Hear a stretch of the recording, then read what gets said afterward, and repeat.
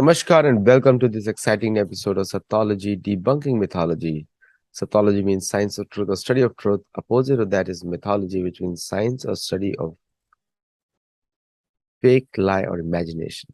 And we all know how mythology, word itself, is being challenged all over the place.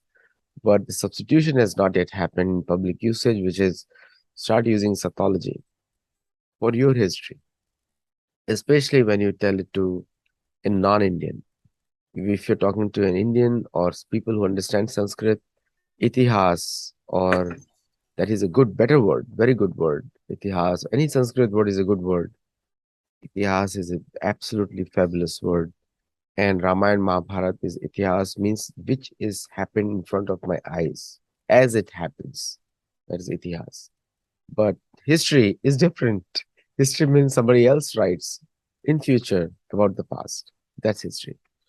So I have a very special guest today. He's a writer.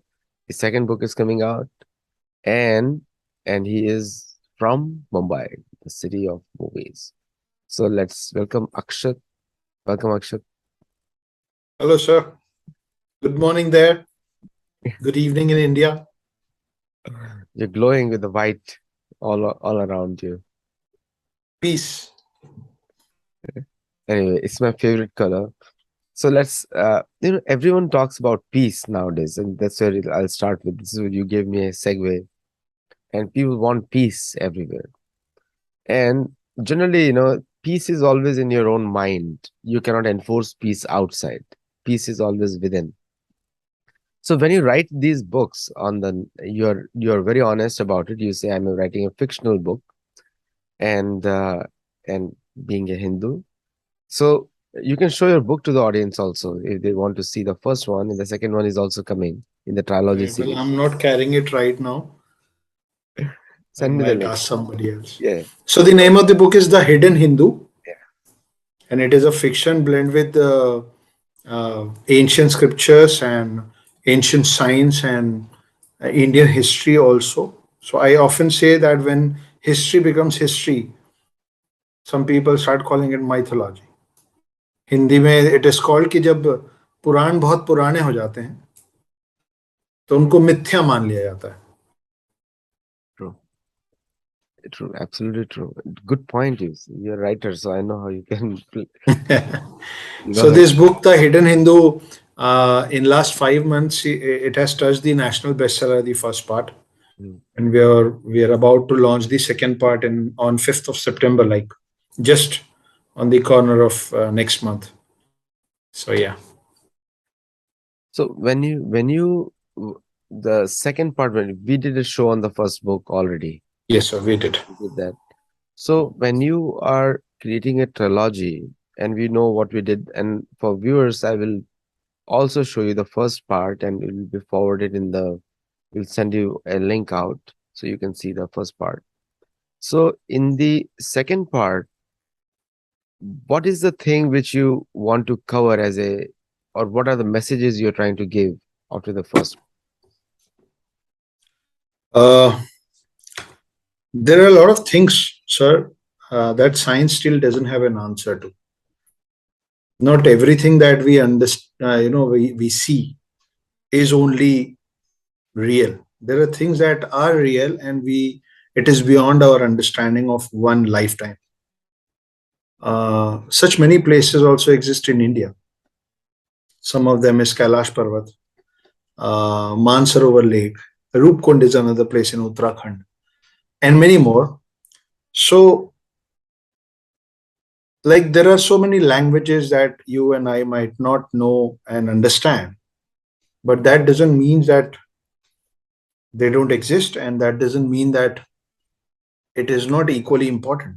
Just because we don't understand it or we don't see anything doesn't mean it doesn't exist. It does. And in the second part, we are talking about such 9 places. 9 in itself is a very magical number. The months that a child is in the womb of his or her mother is 9 months. And in Indian culture, especially in Hindu culture, after somebody's demise, we do this prayer called No Grahon Ki Shanti Ki Puja. So it from before our birth till after our death, this mysterious number of nine, which is also very magical in terms of mathematics, but equally, I should say it is more mysterious and magical when it comes to Hindu granths, Hindu Purans, Hindu ancient scriptures. So there are nine planets. There is 9 months. There are no Durga. बहुत jaldi we will have those 9 days of Durga, and on the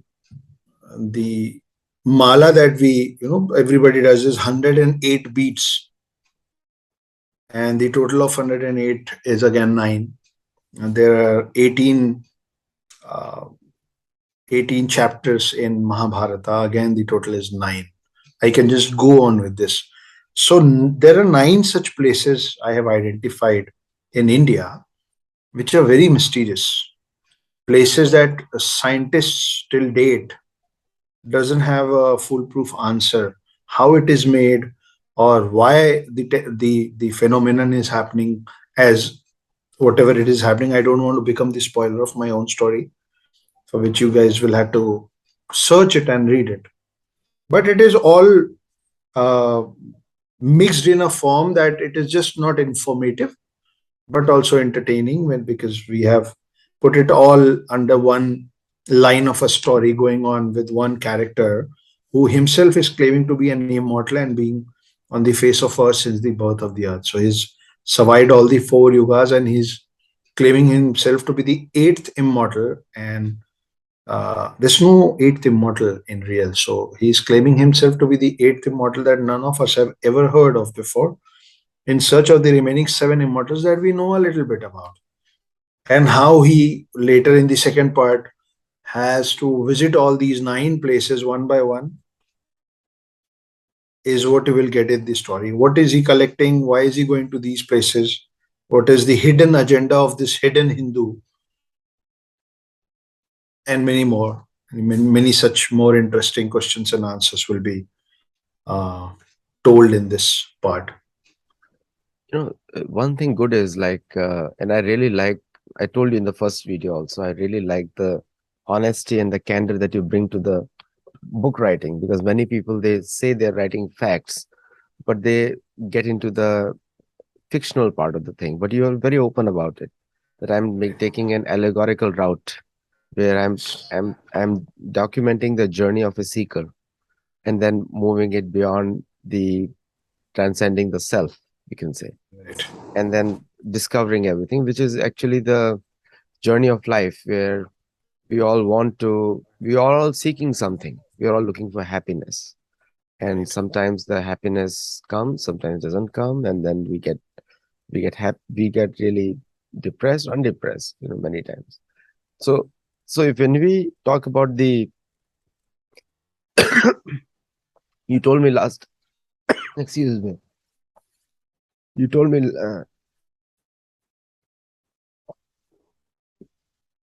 you told me last time that many Bollywood movie makers are also coming to just excuse me 1 minute. It's okay.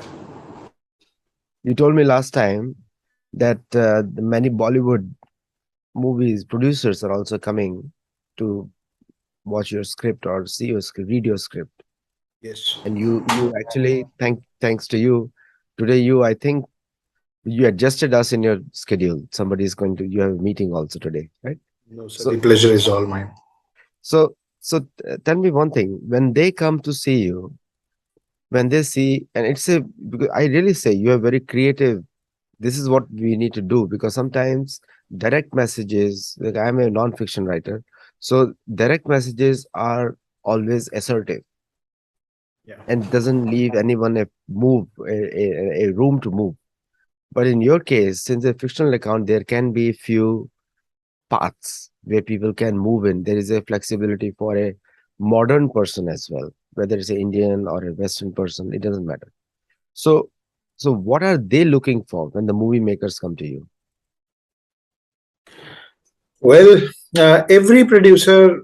who approaches me or every producer that I approach, they have all different demands. They have all different choices of films, and usually I'm not going to name neither the producers nor the choice of their films, but usually what happens is when a film does well, people tend to come asking we writers, giving them the reference of XYZ film, asking us to, can you, like, abhi, the talk of the town is Brahmastra.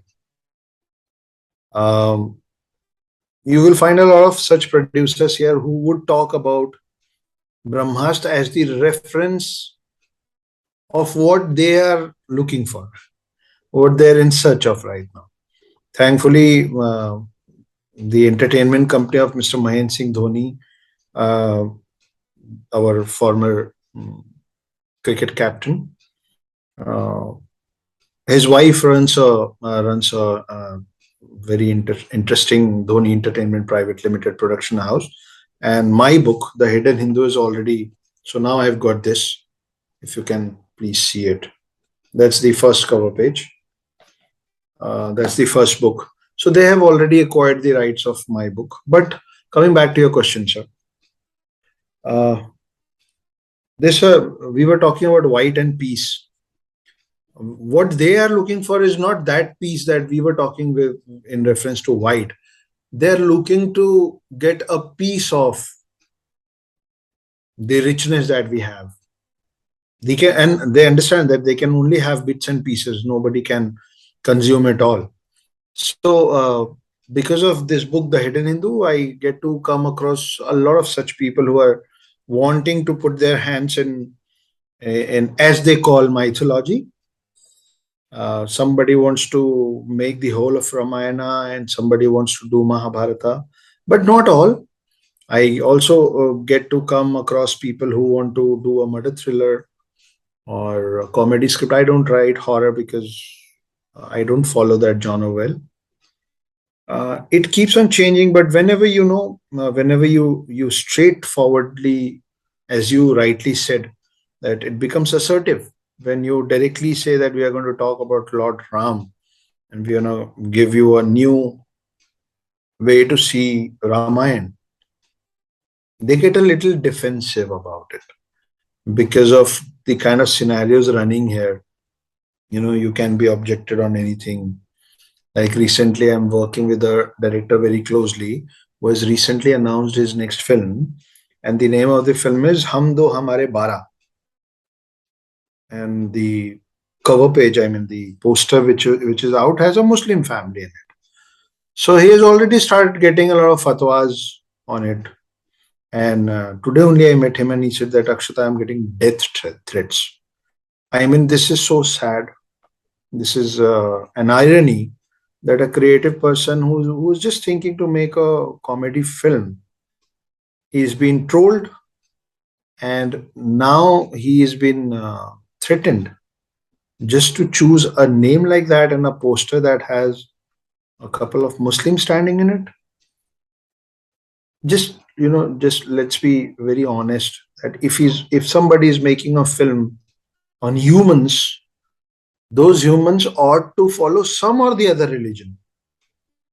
Like today morning, I was listening somebody, I don't know who said that, he said that he doesn't remember the last time uh, the Hindu clan was shown, like some pandit was shown, or somebody wearing a kurta dhoti is shown in a heroic light. And he started, this is not me quoting, but I can agree to that when the way that he explained it. He said, starting from Mother India. So the Lala, he first does a puja, and then he does wrong to uh, this Mother India lady, Nargis. And he gave a lot of such examples. So there's no doubt that we have been either on the extremes of one religion or the extremes of other. We have never been neutral. I'm now personally experiencing and I'm witnessing this, that when I take stories, everybody wants to uh, they choose sides and they decide whether they want to take it or not on the basis of who my characters are, whether the antagonist or the protagonist is of XYZ religion or not. I have personally experienced such things. I have met such producers before this book was signed by Mr. By Dhoni Entertainment, and I met such people who said that we would love to make a film on it, but you don't need to directly uh, address Ramayana and Mahabharata, and you will have to change the name of your book. It cannot be the Hidden Hindu, uh, because we don't want to promote Hinduism. Now, I cannot explain everybody that Hinduism is just no word. Hindutva can be a word. Hinduism, it is not ism. But any which ways, it is a slow process, and we are working on it together. So the bottom line of the whole answer to this question is that everybody has their own psyche, and everybody is trying to drive it in on the side where they believe they want to take it. And we as writers had to keep coping up with things. Sometimes we get flexible and we accept some terms. Many a times we refuse to such terms. As you can see, the name of my book finally is The Hidden Hindu. So I refuse this thing that I am not going to change the name of my book. Neither I am going to change all the real characters of Ramayana and Mahabharata into fictional characters without giving them the credits and the name that is most acceptable and religious to us. But not always you can, things change. That's a very good point, because the biggest problem today, which we see all over the world, is that people, in the name of fiction, they work on a narrative where or ideology. Like, I'll give you an example of a couple of movies of Tom Hanks in Hollywood, and which were made on their version of Christian history, and they really questioned everything. The shroud they questioned everything, and it was a riot in USA. There were the churches which banned that movie and don't watch that movie because it affects the faith and other things. So it's not just which is happening for Islamic historians; it is happening for Christian historians also, and it is happening for Hindus. But the problem with the Hindu misrepresentation, sometimes what happens is that the people, it is goes to literally to the level of hate or moving people away from Hindu faith. And in the case of other historians, it happens, it's a misinformation for their culture, but not for not to demean them or not to undermine them. With Hindus, it goes to the other extreme. Is literally the Hollywood is turning Hindu gradually, because the moment you bring openness or free thought, then it is a Hindu idea, because the free thought is, because it is only culture which encourages seekers, like Yeah. meditation, karma free diet.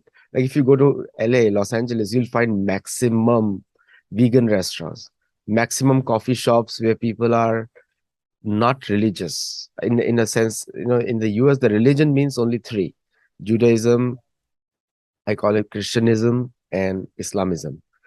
Only three religions are recognized in that culture. And then Hindu or yoga is considered outside, which is not mainstream, it is not American. Or Native American cultures, nobody knows. And the biggest shock of the life is that in 1924, American Constitution gave citizenship to Native Americans, 1924. Mhm. And there is no representation much of real native cultures and beliefs in this country. India is a native country where the native culture is the main religion of the land. And unfortunately, other countries around it are different. So when you write The Hidden Hindu, now there are a lot of people whose external appearance may not go like a Hindu, you know, Yeah. but they are more Hindus. I've seen some people, like I've met in some of the, when I visit India sometimes, and they may look very, very modern, but the fact they're coming to meet me and discuss, and their concepts are so clear, and they are very well read, but externally they look like a Western person, like very modern, Mhm. very outgoing. whether it's a man or woman, it doesn't matter. So the external appearance is deceiving sometimes. And did you take that route where you represent a modern Indian and at the same time routed very strongly connected to their roots, and then really looking for answers, not just faking it, just really looking for answers?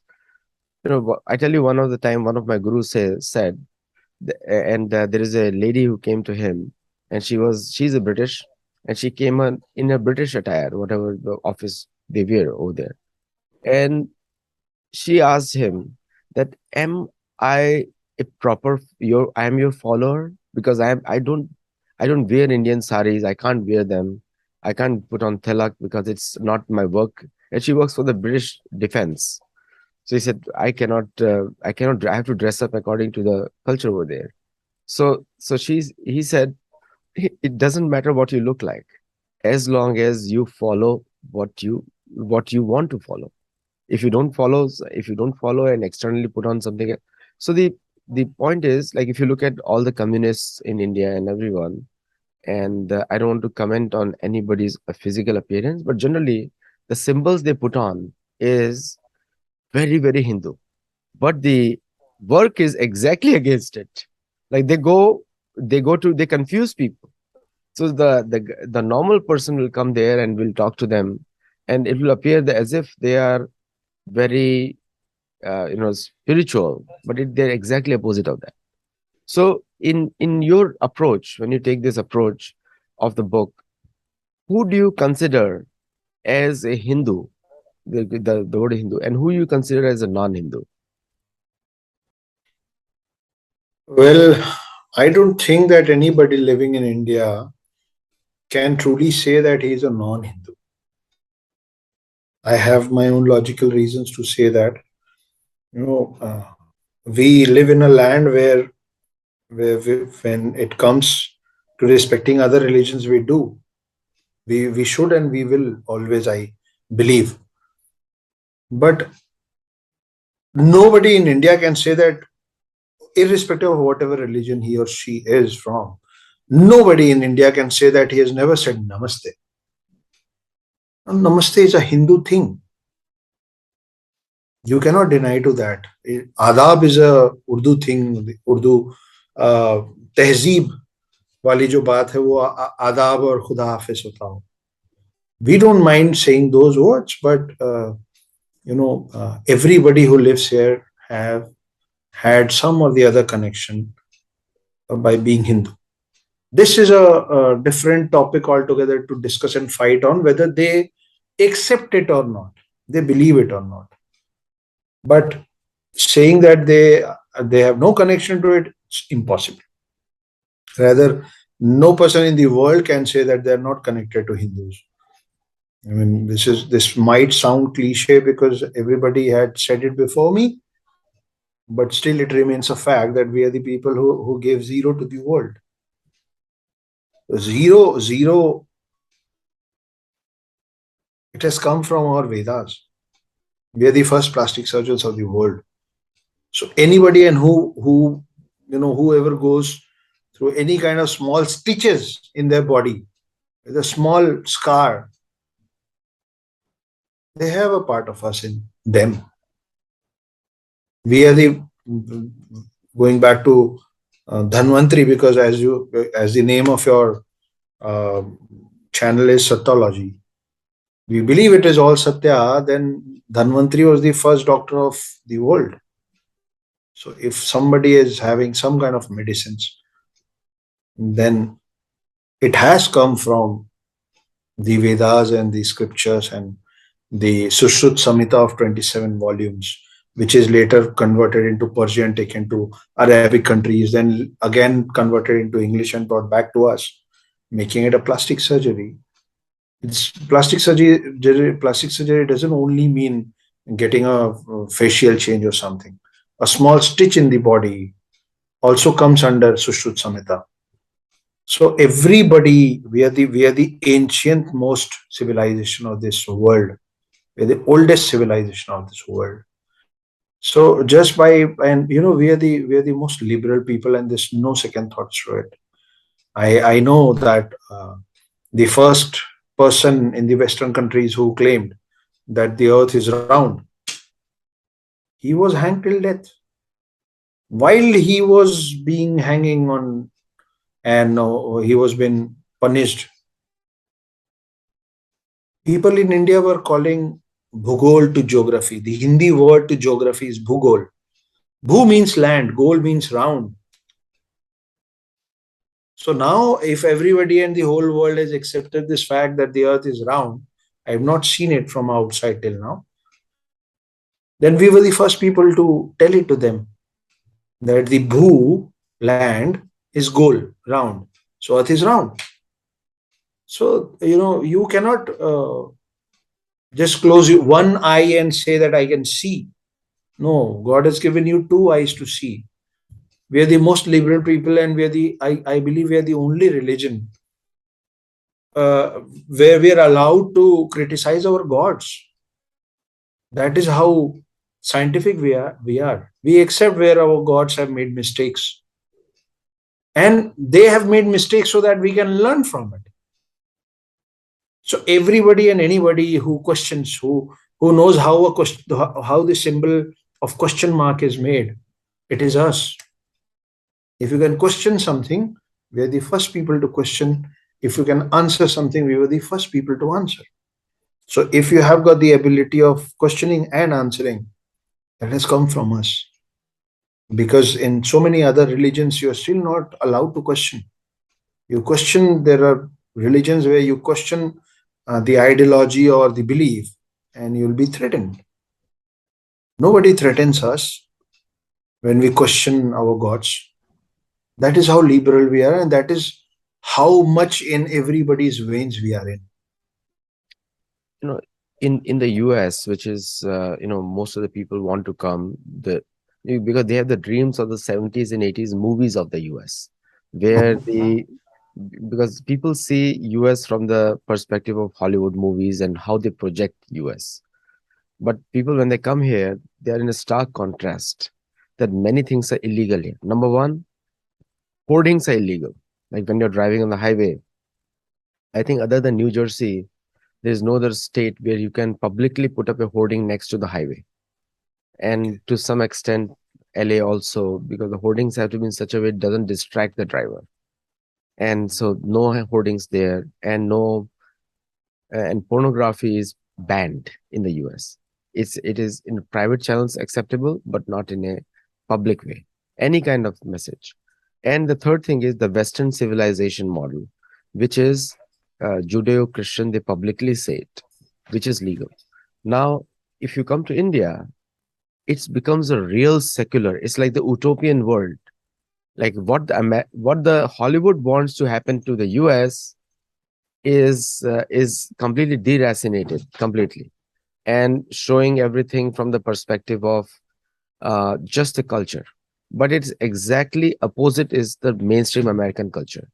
In India, it's a real freedom. People can say anything they want against anybody unless they say something. And nowadays, the instances are coming in where people are challenging the old narratives set up by the Bollywood and other things, where the Hindu culture was always demeaned or shown in a funny way for the rest of the people.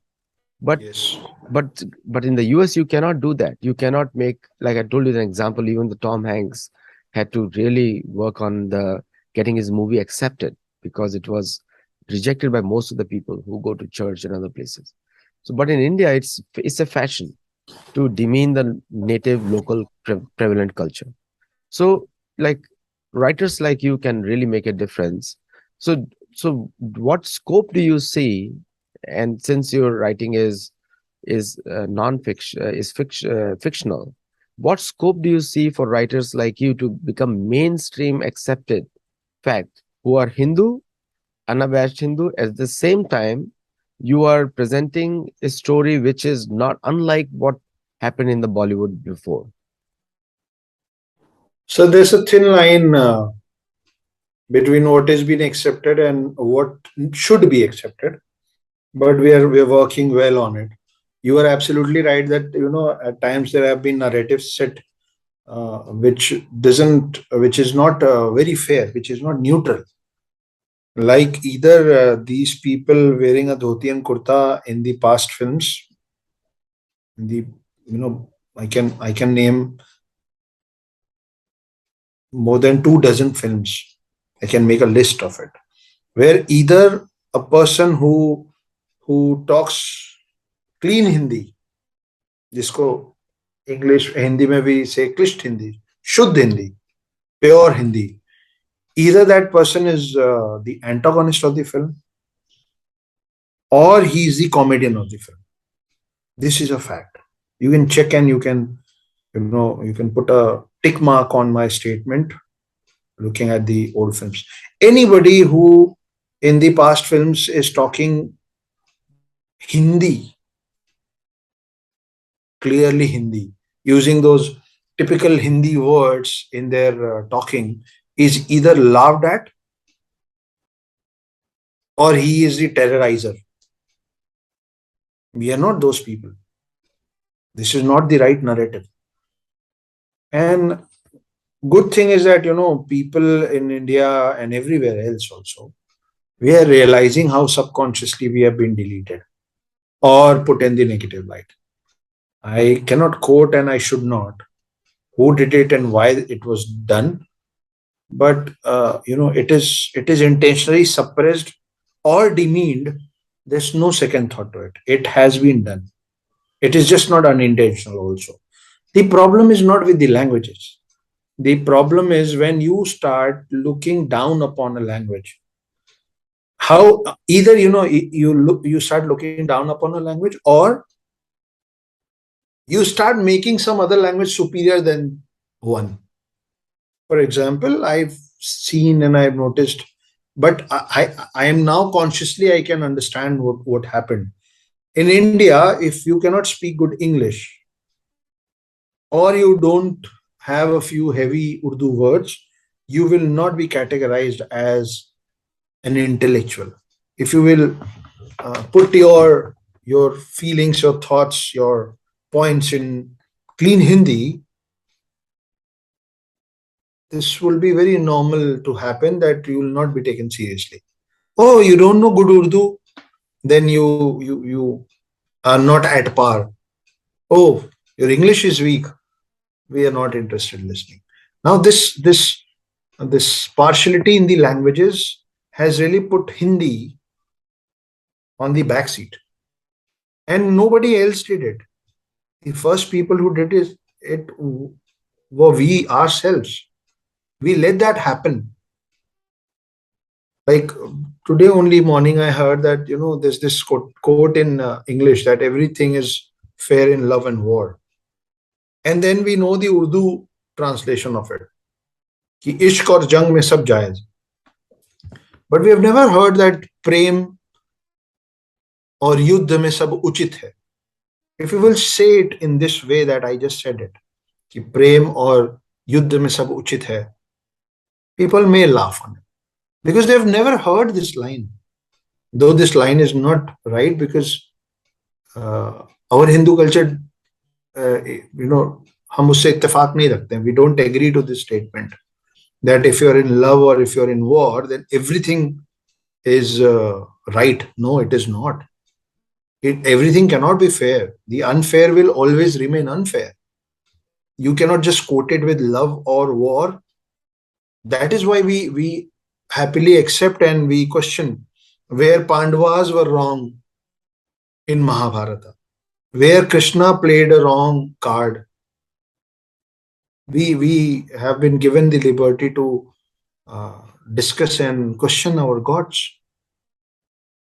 So, not repeating myself, yes, this language in particular has been demeaned, and the first people to uplift the other languages were us. We thought that we are just being democratic, but it was it was cutting our own roots down and making someone else's ladders. So, what good that people are opening up and people are thinking on those lines. For a fact, I know that I'm not going to make fun of good that it will become cliche. It should be, and that is why it should not be done for the coming generations. The people, the suppression is like a spring coil. If you press it too much, it's going to rebound. That's a law of nature. Spring is It designed to, has started rebounding. and the higher you compress, like in any car, the higher you compress, the jump is proportional. And Correct. the last 75 years, even that did not happen. It did happen in the Mughal period, but after Marathas took over, Maratha was a recoil, and it wiped out the Mughal dynasties completely of India. And the last 75 years, what Bollywood, what has happened with the Indian film industry narrative, because today information is a bigger suppressor or a reliever than physical physical pressure you cannot put nowadays, because it's impossible the way world is now. The So the recoil is happening, and it is happening, and it's going to get much worse shortly. And the Western comparisons, and I will tell my readers that, or viewers who are watching it, or readers also who read on articles, that don't trust any American media, because Americans don't trust their media also. So there's no point in trusting that. Whatever they write is junk for Americans, and it should be treated as junk for Indians also. Because what they selectively do is pick up those Indians who can peddle their narrative. So the climate is the biggest narrative in the USA today, climate change. For Indians, it's natural to be friendly to the climate, to the environment. Natural. Because we worship Bhumi. Like every house we build, we do Shanti Puja, where we pray to the land that we are digging, we are doing a little more violent act on the earth. And so please forgive us. And this house stay stable despite our Ugra karma against the Bhumi. Like that's the whole purpose of the prayer. So even to that level, we go there. Most of the Hindus do car puja. Is very common in America. They buy a brand new car, whether it's a Rolls Royce or anything.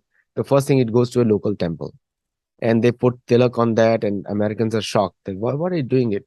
You worship car as a god? No, that's not the purpose. We are not worshiping car as god. We are just trying to pray to the elements which are there. I mean, Hindus don't listen to their prayers also sometimes, but if they see the Shanti prayer, Antariksha Shanti, all these different. So we are praying to the elements which are part of the Sankhya Yoga, that whatever elements this car is made, and we know it has been extracted from earth, and we offer it back to you. That's the whole prayer. Right. So the meaningfulness, environment friendliness is built in. America is fighting climate change. We are Republicans who are saying that climate change is a hoax. It's a put taxes, more taxes than Americans. And Democrats are saying, no, it's environmental. So gradually they are moving to the Hindu. I say that, okay, just make it Hindu way. Worship the devtas and beg forgiveness for what you do. But the Hindu culture is designed in a scientific way. And so what aspect of science that you can emphasize, which will make the hidden Hindu an open Hindu? Okay. As you said that, this culture is designed as a science. I would like to give our readers and viewers a few very interesting examples, scientific examples, which would answer this. What we have done is that we have created a lot of gods, many, many gods.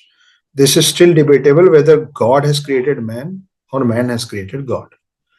What we have done is that we have come up with a lot of segments of gods, and we have attached one animal to every god. You talk about Ganesh ji, Ganesh Chaturthi is going to start from tomorrow. We have associated him with an elephant and at the same time a mouse also. You talk about his brother Kartik. We have associated Kartik with the peacock, our national bird. We have uh, even on this god is called Shitla Mata. She sits on a donkey. So you name any Indian animal and it is associated with the gods. ride. Why? Because we were told that if you will kill XYZ animal, then XYZ God is going to punish you for that. Because that particular animal is the loved animal by XYZ God. The science behind it is not to kill animals. Starting from mouse, elephant is the most easiest, one of the easiest animal to be searched and killed. But in India, it hardly happens. Cows, the biggest example, it is associated with one of the most powerful gods, Shiva. Nandi is, and there are other gods also, जिनसे cows are connected. Snakes with Shiva.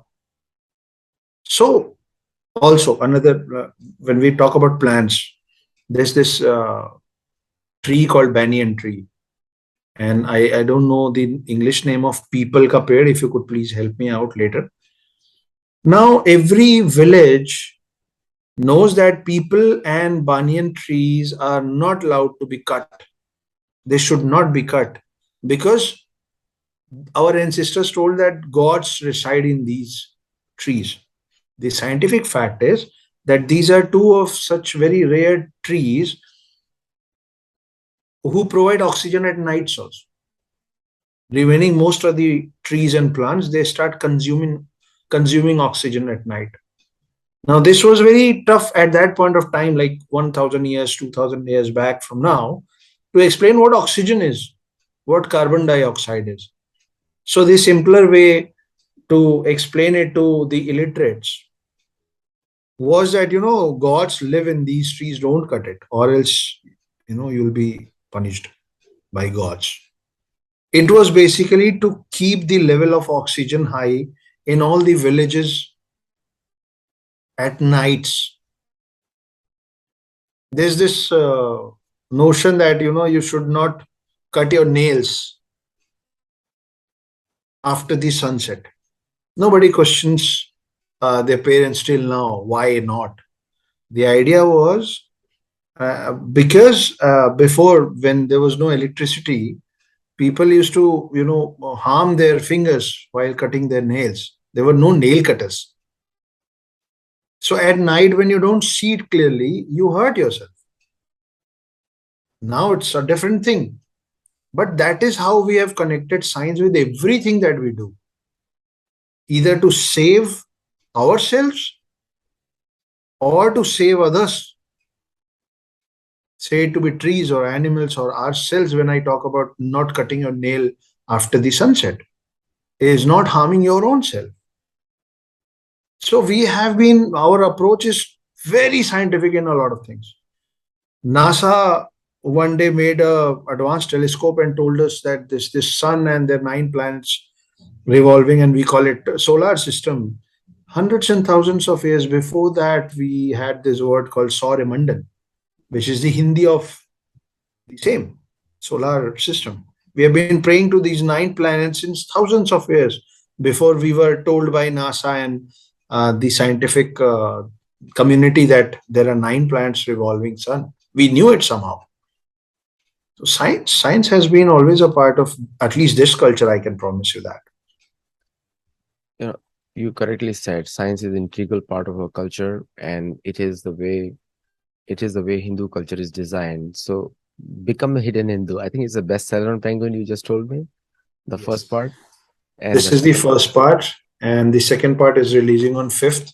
Yeah, This one is the second part, if you can see clearly. wonderful, wonderful. So please get that book, viewers, and see what journey it takes you. Give me a feedback if you buy in the US. So thank you, Akshat, for coming on the show. I know you have to go. And thank you all the viewers for watching it and coming on the show today live. So I'll see you in my next show shortly. Namaste.